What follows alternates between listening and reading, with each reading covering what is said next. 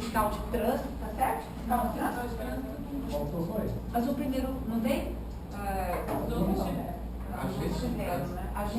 Mas o primeiro concurso foi de fiscal. É que eles montam muito o carro da gente e eles consomem no convite. Não, o edital saiu errado. O primeiro edital saiu a palavra fiscal. Triplicou o salário. Se eles tivessem aqui na gente. Quando eu fiz, eu passei desse na PM. Só que ele Vem falar ganhava PM. menos. Salarial, sim. Trabalha 6 horas por dia. O erro foi essa palavra Hoje que era é pra ser fiscal do do edital. município. O erro foi essa Tomar as palavra. decisões. Mas tudo na nossa vida não é escolha. Faltou inteligência. Mas vem cá, hoje de manhã o que você comeu?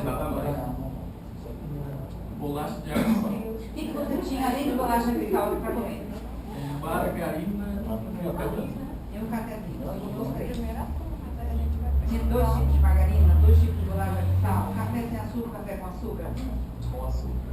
Só tinha a opção de com açúcar. E se tivesse sem açúcar, você escolheria qual? Com açúcar. Então você perdeu de tomar o café sem açúcar. Então quando você faz uma opção, uma escolha, toda ganho requer uma perda ainda. Você perdeu de estratégia fiscal, mas você também conseguiu ter o ganho de escolha da carreira militar. Pode não ser? Eu também não arrependo mais não, ainda. eu tenho hoje graças à Polícia Militar. Não é aula assim de autoajuda, né? Vamos, não é isso, gente. É porque nós vamos prestar atenção nas perdas. Nós vamos prestar atenção nas nossas perdas. Nós não vamos continuar pela questão do nosso dinheiro, né? É difícil isso. A minha área, então, da psicologia, você só fala assim, como é que você aguenta escutar tantas queixas, né? Quanto que você suporta ouvir tantas lamúrias? Eu não ouço lamúria. O que eu vejo é que existem pessoas que têm um sofrimento e têm a dificuldade de lidar com esse sofrimento. E a gente oferece caminhos para que você lide com o sofrimento. Ninguém entra no consultório de psicólogo branco, de cabelo castanho e olhos castanhos e sai de lá de olhos azuis, loiro totalmente e moreno, né? A pessoa sai com um instrumento para poder lidar melhor com a situação. Então, quando vocês estão trabalhando na questão de relações públicas, vocês vão ter que dar o melhor de vocês. A representação de vocês em relação ao Estado, vamos dizer que todos vocês de fato vão estar relacionando com o turismo, né? Então, o envolvimento, vocês vão estar representando o Estado, vão estar representando mais que uma instituição. Então, a postura de vocês no atendimento ao público é interessante. Alguém estava falando aqui de PROCON, alguma coisa aqui que foi PROCON. Quando ele vai para o Estado de Mato Grosso, quando você ouve a reclamação, é muito difícil nós despirmos de nossos próprios conceitos, né, de certo e errado, valores, crenças. Mas nós temos que ter essa atitude, né? E isso não é brincadeira, gente. No dia a dia não é fácil. Nós despirmos alguns conceitos nossos e termos uma escuta apurada e afinada só para aquilo que a pessoa está dizendo. E mais do que importante é checar o que você está ouvindo. Professora, doutora... Não, Sirlene. Sirlene, eu acho assim, muito interessante o que a senhora está falando, porque eu trabalho com boletim de ocorrência, trabalhei com boletim de ocorrência há muito tempo, né, durante uns 4 anos. E eu vejo que é uma situação bem interessante, assim, porque igual a senhora está falando, né? Nós temos que nos despir de todas aquelas nossas vaidades, os nossos egos, os nossos problemas, separar uma coisa da outra na hora que o cara senta naquela cadeira. Por quê? Porque vai vir uma enxurrada de problema para cima da gente, e é nessa hora, é nesse momento que eu tenho que mostrar primeiro para mim que eu consigo atender eles com paciência, sabedoria, tolerância, respeito, educação, mente aberta, boa fé, com amor, carinho, né, com todos esses princípios. E aí quando a gente consegue atingir essas pessoas, porque elas chegam lá totalmente descabeladas, né, vamos dizer assim, né, desorientadas, sabe? Não tem mais o que fazer, né? E aí o que acontece? Depois que elas, porque assim, eu vejo que até se um ato da confissão, que é um ato usado até pela Igreja Católica há muito tempo, né? Que é quando a pessoa se desabafa, né? ela vai lá registrar um boletim de ocorrência, ela acaba desabafando em cima do registrador. O registrador, ele absorve aquilo, né, mas separa aquilo da vida pessoal dele e dá um encaminhamento para a pessoa, né? A pessoa, ela pode dizer que ela não sai dali totalmente feliz, né? Mas ela sai dali assim bem mais tranquila, aliviada, não é verdade, Cora? Ela sai até, a pessoa sai até pisando assim, sabe? Agradece, obrigado, né, e tal. Então, quer dizer, eu acho que tudo isso que a senhora está falando faz sentido mesmo, na hora do atendimento ali, né, com a pessoa. Porque eu preciso estar bem para atender aquela pessoa. Por quê? Porque os olhos da polícia é o boletim de ocorrência. Entendeu? Não tem outro caminho. Tudo começa pelo boletim de ocorrência. E a pessoa, quando chega lá, ela não foi lá, ela foi lá porque ela está se sentindo prejudicada, ela está se sentindo. Ela teve um problema e ela não tem mais onde recorrer sobre esse problema, né? Então, se isso é uma mentira, né? Então, tudo na nossa vida, gente, as coisas não são fáceis, né? Então, como eu falei para vocês, nós vamos falar exatamente da pessoa, porque de uma certa forma cada um faz parte de uma organização, cada um representa uma instituição. Quem é policial militar está representando ou o batalhão de trânsito, ou a ambiental, ou está representando o corpo de bombeiro. O corpo de bombeiro mesmo, assim mesmo, já tem uma certa, é primeiro batalhão, é comando geral, ou está em tal situação, é socorrista, né? Nem todos são socorristas, assim, uma vez eu fiz um curso lá. Nem todos são, né? Não é isso? Então, aí tem os que dirigem, enfim. Então, existem as características diferentes, né? E essa postura é muito importante. Porque você está ali representando uma esperança, um alívio. Eu sou turista, eu estou perdida, eu vejo uma pessoa fardada, eu vejo uma pessoa caracterizada, ela vai me dar uma orientação. Quem chega por pagar o almoço, né? Só o almoço? Não, vamos lá.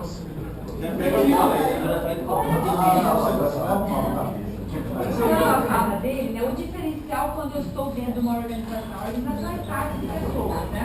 Todo mundo fala, não adianta eu trabalhar, eu tenho que trabalhar o ser humano é o mecanismo mais importante de uma organização. Já cansado de ouvir esse discurso. Então, né, quem já não ouviu em algum curso aí, que a pessoa é a parte mais importante de uma organização. Mas quando vê uma crise, os primeiros que são dirigidos são as pessoas. Tira a máquina. Manda embora, né? Uma organização particular. Mas o que essa pessoa faz parte? Né? Jaquel Welch, que é um ex-presidente, ele saiu acho que em 2002 ou 2001 da General Electric. Então a General Electric estava quebrada e ele assumiu a General Electric uns 5 anos antes e deixou a General Electric de uma forma assim, reestruturou e começou a ter lucro novamente, a GE. Então ele, quando foi convidado a ser presidente da GE, ele nunca tinha trabalhado com essa parte mais mecânica dos utensílios que a General Electric fabricava. E ele disse, eu não preciso entender de geladeira, de máquina da roupa, eu não preciso entender de ar-condicionado para poder trabalhar aqui. Eu preciso entender de pessoa. E é isso que eu vou fazer. Eu vou entender do ser humano. Então, a máquina ser humano, ela é a mais requisitada, a mais importante dentro de uma organização. Porque, gente, quer coisas mais modernas de que os aviões que existem hoje, eles não caem? Se você não era para cair, né? Porque quem pilota é o ser humano, quem monta, quem fabrica é o ser humano. Não, são os robôs. Não, mas quem fabrica o robô? Quem dá manutenção para o robô?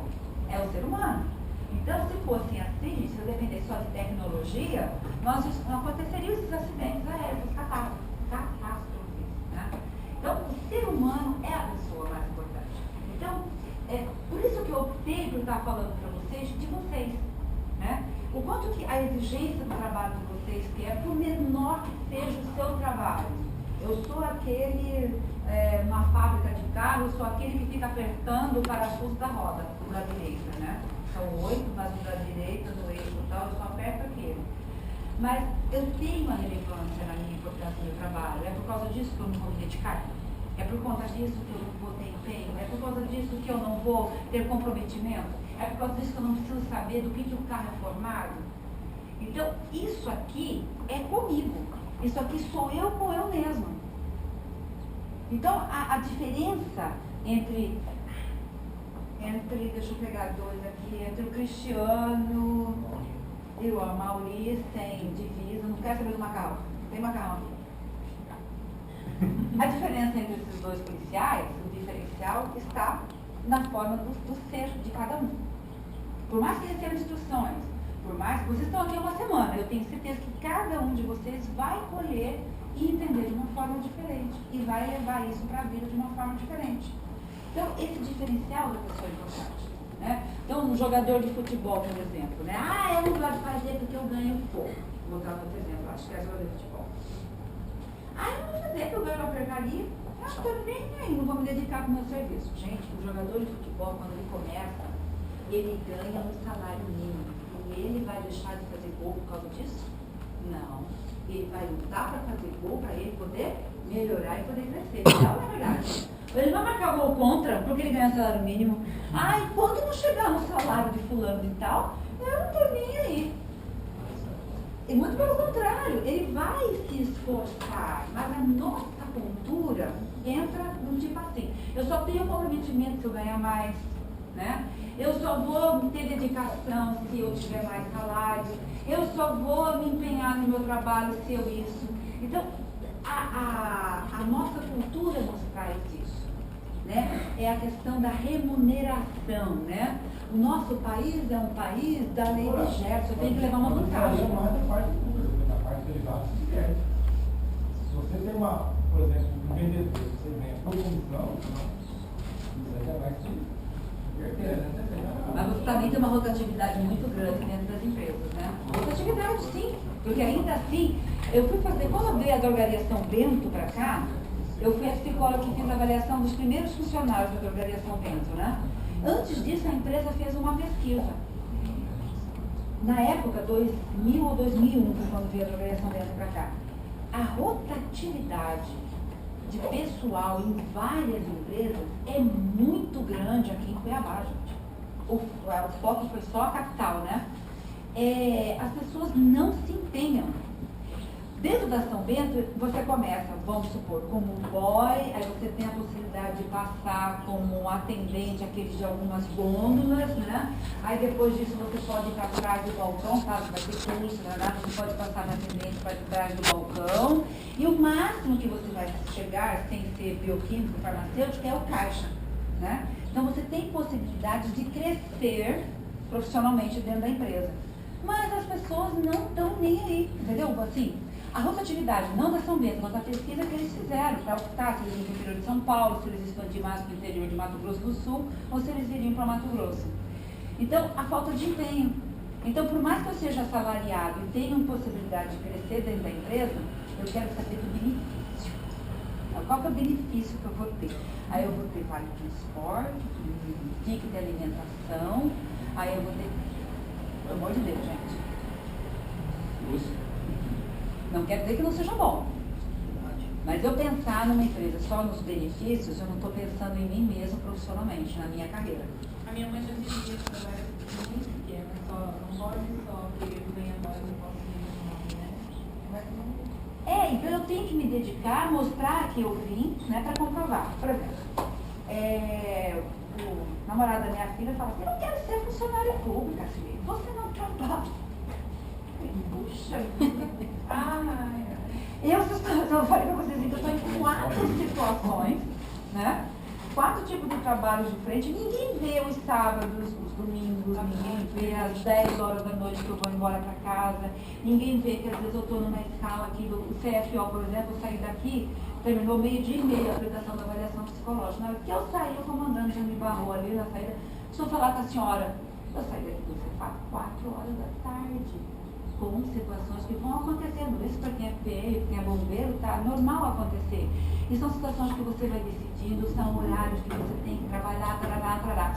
O pessoal só vê o que? O namorado da minha filha, né? Só vê as minhas férias. Ou uma segunda-feira que está em casa. Uma segunda-feira que eu tenho folga, mas quando eu trabalho 10 dias, tendo 15 minutos de almoço, indo para casa meia-noite, estando de volta às 6 da manhã no local do trabalho, de tanto corrigir a avaliação psicológica, que meu braço chega a ficar roxo, aqui machucado, de encostar na mesa de correção, passando planilha, porque é um concurso público, é uma coisa séria.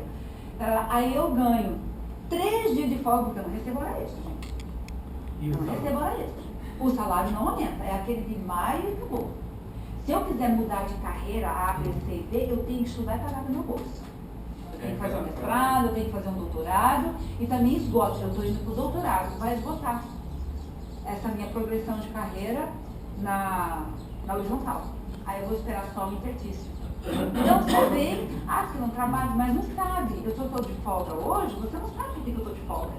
Você não viu tanto que eu trabalhei. Então, assim, mas isso vai mudar a minha qualificação, o meu trabalho? É isso que eu estou dizendo. Falo assim, brinco muito que eu acho que eu ganho dinheiro. Teve aluno meu da Unic que achou que eu ganhava por aluno em sala de aula. Glória a Deus, tem 120 pessoas aqui dentro. Deus a Deus, você ganhasse por aluno. Eu ia falar assim, foi 300. E não termina aí, né? Você ganha bem, aqui na sala de aula, todo mundo quer ser policial civil e ganha bem. Ainda chega na ponta da população e ainda fala pra gente que paga mais salário. Que paga mais salário. Começa com as criaturas denominadas de parentes e termina lá na ponta, né? Aí vamos lá. Eu tenho que Tinha uma parte falando de trabalhadores, como empreendedores. Não, não é isso. Muita